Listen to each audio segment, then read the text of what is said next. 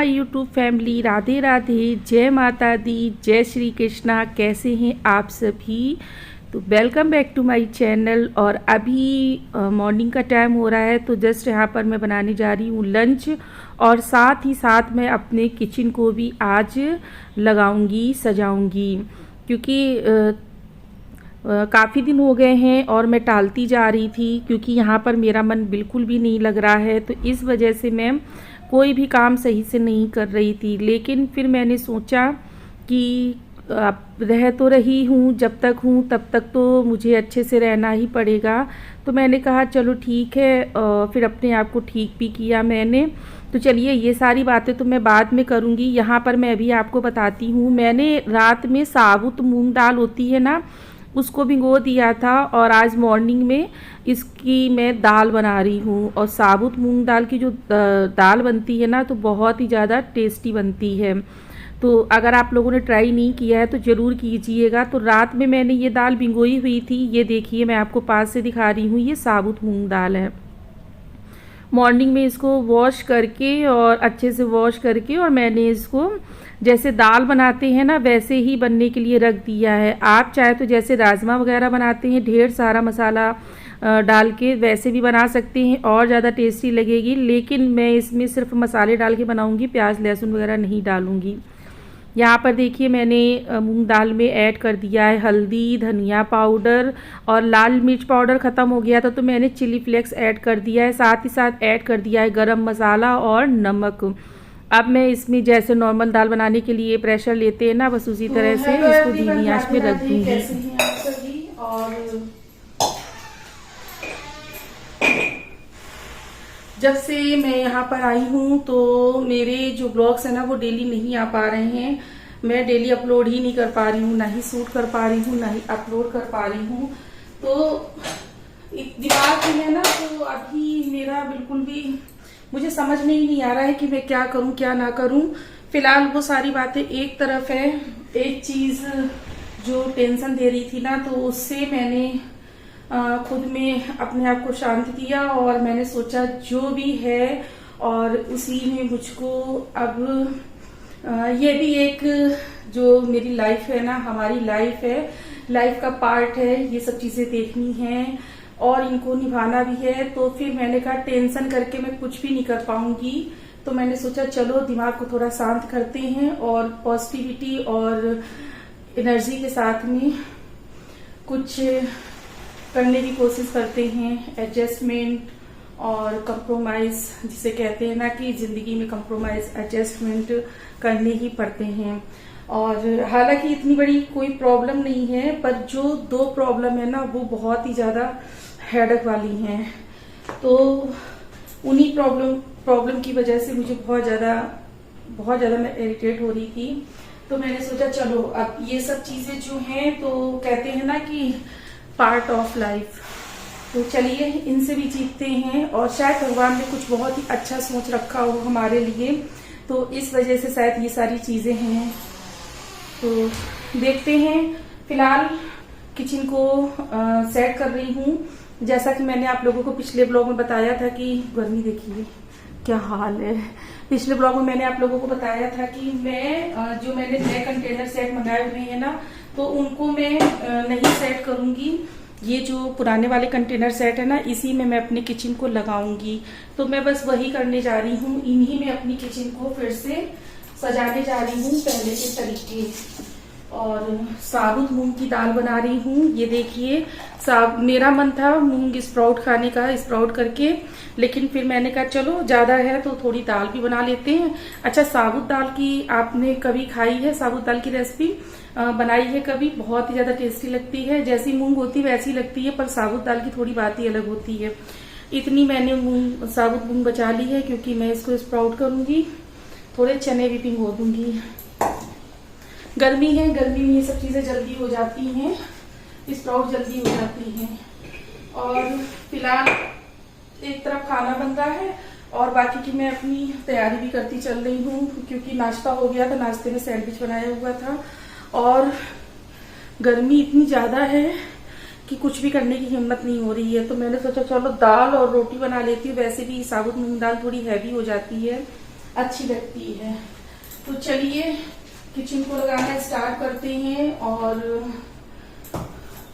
बाकी के जो काम है ना, किचन क्लीनिंग तो आई थी इस घर में, तब मैं सब करके आई थी। तो अभी फिलहाल मैं किचन को अपने लगा रही हूँ। उसके बाद में जब किचन मेरा लग जाएगा और जैसे जैसे मैं मेंटली फ्री होती जाऊंगी तो अपने किचन को मैं फिर से ऑर्गेनाइज करूंगी। फिलहाल अभी मेरा कुछ भी डिसाइड नहीं हो पा रहा है, तो नॉर्मली मैं अपने किचन को सेट कर रही हूँ। चलिए सामान उतार लेती हूँ और फिर कुछ करते हैं। और आज ना पता नहीं क्या हो गया है, शोल्डर में इतना पेन है, यहाँ तक तो हाथ उठ जाता है, इससे ऊपर उठाओ तो बहुत ज्यादा पेन हो रहा है, पता नहीं क्यों। चलिए काम कर लेती हूँ, बाकी सारी चीजें तो लगी रहेंगी। मैंने ना किचन के लिए बहुत ही प्यारी प्लास्टिक की सीट ऑर्डर की हुई थी, मंगाई हुई थी लोकल मार्केट से। बहुत ही प्यारी सीट है। पहले सोच रही थी उसको लगाऊंगी, लेकिन फिर जब मेरा कुछ डिसाइड नहीं हो पा रहा है तो मैं सोच रही हूँ नॉर्मल ही अपने किचन को लगा लूँ, सीट वगैरह नहीं लगाऊंगी। और फिर फालतू वो मेरी जो सीट का थान मंगवाया हुआ था ना, वो वेस्ट हो जाएगा। तो चलिए बातें तो हो गई ढेर सारी, मैं फटाफट से काम भी शुरू कर लेती हूँ। एक्चुअली जब मैं यहाँ रहने आई थी तो उसके पहले ही मैंने यहाँ पर अच्छे से क्लीनिंग वगैरह, सफाई वगैरह सब कुछ करवा लिया था। जितनी भी स्लैब है किचन में सारी अच्छे से वॉश करा ली थी। तो सफाई का तो ऐसा कोई काम ही नहीं है, नथिंग बिल्कुल। तो मैंने सोचा चलो अपनी किचन को आज मैं लगा लेती हूँ। और ये सारे कंटेनर बॉक्स नीचे उतारते उतारते मुझे बड़ी ज़ोर की प्यास लगी हुई थी, तो मैंने कहा चलो पानी पी लें। तो बैठकर पानी ही पिया जाता है। सभी लोग मना करते हैं ना कि खड़े होकर पानी नहीं पीना चाहिए, तो मैंने कहा चलो बैठकर पी लेती हूँ। वैसे भी मेरी तबीयत बनती बिगड़ती है, तो लापरवाही क्यों करना। बस यहाँ पर मैंने काम स्टार्ट किया, वैसे ही आकर्षित आ गए थे नहा के, तो बोले कि मेरे बाल काट दीजिए, हेयर कॉम कर दीजिए। क्योंकि वो ना काट तो लेता है बाल, लेकिन उससे उतना अच्छा नहीं बनता है। तो वो मेरे पास आ जाता है, मम्मा अभी आप मेरे बाल में कंघा कर दीजिए। तो देखिए फिर भी मैंने यहाँ पर एक कपड़ा लेके उसको अच्छे से गीला कर लिया है। और फिर एक बार इसको अच्छे से मैं पूरी स्लैब को अच्छे से पोंछ ले रही हूँ, ताकि जैसे होता है ना कि एक काम हम लोग सेटिस्फेक्शन के लिए करते हैं कि हमें संतुष्टि मिल जाए, बस वही वाला हाल है मेरा भी। हालांकि सब कुछ साफ़ सुथरा मैंने करवा लिया था पहले, लेकिन फिर भी एक बार चलो अच्छा है, फिर जल्दी गंदा नहीं होगा। तो यहाँ पर सारे तो कंटेनर बॉक्स में धुल के लाई हुई थी, लेकिन फिर भी धूल मिट्टी और थोड़ा सा ना, ये जैसे गैस स्टोव नीचे रखा हुआ है तो ऊपर स्लैब है जस्ट, तो चौक वगैरह लगाइए तो उड़ता है, तो चिकनाई आ जाती है बर्तनों में। तो वो सारे भी मैं साफ़ करती जा रही हूँ और साथ ही साथ किचन भी सेट करती जा रही हूँ। अच्छा, मैंने भी आपको थोड़ी देर पहले बताया ना कि मैंने किचन के लिए प्लास्टिक सीट मंगाई हुई थी, और बहुत ही ज़्यादा प्यारी प्लास्टिक सीट ये लेके आए हुए थे, हस्बैंड ही लेके आए हुए थे। लेकिन अब मैं उसको कट करके यहाँ पर नहीं बिछाने वाली हूँ, क्योंकि अभी उसको कट करो और वैसे भी मेरा यहाँ मन तो नहीं लग रहा है, तो थोड़े दिनों की बात है। तो मैंने सोचा चलो अभी ऐसे ही लगा देती हूँ। और फिर पता है मेरे मूड के ऊपर है, मेरा मन जो कहता है मैं वही करती हूँ। ये पता नहीं मेरे अंदर एक अच्छाई है कि बुराई है, मुझे खुद भी नहीं पता है। तो अभी ना मेरा मन नहीं किया कि मैं इस तरह से कुछ करूँ, तो मैं नहीं कर रही हूँ। साथ बस मैंने यहाँ पर अपनी किचन लगानी शुरू कर दी है, ये सोच कर कि चीज़ें सही से मिल जाएं, और थोड़ा सा वीडियो वगैरह बनाती हूँ तो थोड़ा सा क्लीन रहे। बाकी ना आप यकीन नहीं मानेंगे, मेरा बिल्कुल भी मन नहीं करता कुछ भी करने का। बहुत मुझे गुस्सा आता है, बहुत ज़्यादा मैं खिसिया जाती हूँ। लेकिन अब मैंने ना खुद को बहुत समझाया, चीज़ों को एक्सेप्ट किया, और अच्छे वो कहते हैं ना कि अपने पैरों पे कुल्हाड़ी मार ली खुद ही मैंने। अच्छे भले रह रही थी, सुकून से जी रही थी, और केवल एक रीज़न सबसे बड़ा जो था वो ये था कि एक तो बच्चे का स्कूल, दूसरा सबसे बड़ा जो रीज़न ये था कि मेरी तबीयत बहुत ज़्यादा ख़राब रह रही थी, बहुत ज़्यादा मेरी तबीयत ख़राब रह रही थी। तो इस वजह से ना इन्होंने ये सोचा कि चलो देखते हैं शायद कुछ ठीक हो जाए। और अच्छा, उसका मुझे बेनिफिट भी मिला है, मतलब तबीयत तो मेरी ठीक है, लेकिन मुझे वो माहौल नहीं मिल रहा है जिस माहौल में मैं रह के आई हूँ। दीदी लोगों की बहुत याद आती है। चलिए कोई बात नहीं, अब चीज़ों को मैंने एक्सेप्ट कर लिया है। और वैसे भी ना यहाँ पर देखिए दाल बन गई है, तो मैं आपको दिखा रही हूँ। मैं ना कभी भी सीटी नहीं लगाती हूँ, प्रेशर पूरा नहीं लेती हूँ, मैं बस धीमी आंच में रख देती हूँ बनने के लिए। और बहुत ही अच्छा खाना बनता है धीमी आंच में, कभी भी तेज़ आंच में खाना नहीं बनाती हूँ मैं। तो यहाँ पर मैं आपको दिखा रही थी कि देखिए मेरी किचन का सामान कितना ज़्यादा है, मेरे पूरे घर की गृहस्थी से जस्ट तिगना किचन का सामान है। कितना सारा कार्डबोर्ड में सामान भरा रखा है, ऊपर भी कार्डबोर्ड बॉक्स बड़े बड़े फुल साइज़ के, नीचे भी। तो ये सारी चीज़ें मैं बस क्या बताऊँ, अब ठीक है जो भी है। तो देखिए कुछ इस तरह से मैंने अपने किचन को सेट कर लिया है। और आप लोगों को अगर अच्छा लगे तो लाइक कर दीजिएगा। हालांकि देखिए मेरा ये पुराना किचन सेट है, कंटेनर सेट, जो कि बहुत ही अच्छा है, कोई भी ख़राबी नहीं है और इनकी ना क्वालिटी भी बहुत ही अच्छी निकली।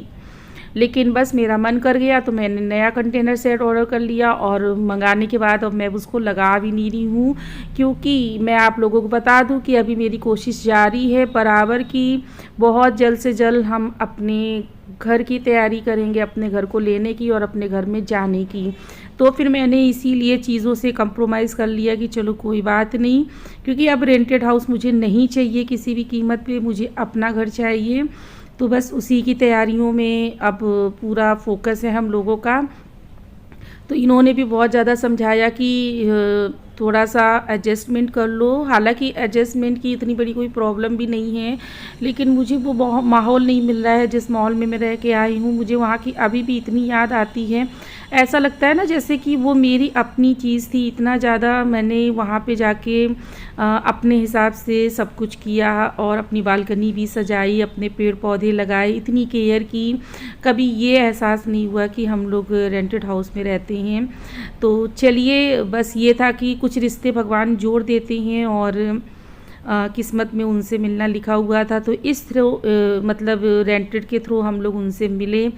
तो चलिए, ये भी बहुत ही अच्छा एक्सपीरियंस रहा मेरी लाइफ का। बहुत ही अच्छे लोगों से कनेक्ट हुई, और जिनसे अभी भी मेरा रिश्ता बरकरार है। तो देखिए बातें बातों में मेरी पूरी किचन भी साफ़ हो गई है। थोड़ा बहुत काम रह गया है किचन का, तो मैं फिर किसी दिन और कर लूँगी। दरअसल अभी मैंने आप लोगों को दिखाया ना कि मेरी किचन में कितना ज़्यादा सामान है। बड़े बड़े कार्डबोर्ड बॉक्स रखे हैं 4-5, वो भी मैंने सब पैक करके सामान रख दिया। नीचे जितने भी लार्ज साइज़ के प्लास्टिक के फुल साइज़ के कंटेनर है, वो भी सारे मैंने पैक करके सामान उसमें रख दिया है। यहाँ पर देखिए किचन तो लग गई है मेरी, मतलब भर की, बाकी की मैं बाद में लगाऊंगी। अब यहाँ पर ना हाथ पैर धो के मुँह धो के आ गई हूँ किचन में। फटाफट से दाल में सिंपल सा तड़का लगाऊंगी और लंच करूँगी। भूख लगी। यहाँ पर मैंने हींग, जीरा, देसी घी में तड़का लगा रही हूँ, और कश्मीरी लाल मिर्च ले ली है मैंने। बस फटाफट से तड़का लगाऊंगी। अच्छा, मूंग दाल में ना हींग का फ्लेवर थोड़ा तेज़ी अच्छा लगता है। तो ये वाली दाल आप लोग ज़रूर ट्राई कीजिएगा, साबुत मूंग की दाल अगर नहीं ट्राई की है तो। और इसकी ना मैं मसालेदार दाल की रेसिपी बहुत जल्द आप लोगों के साथ में शेयर करूँगी।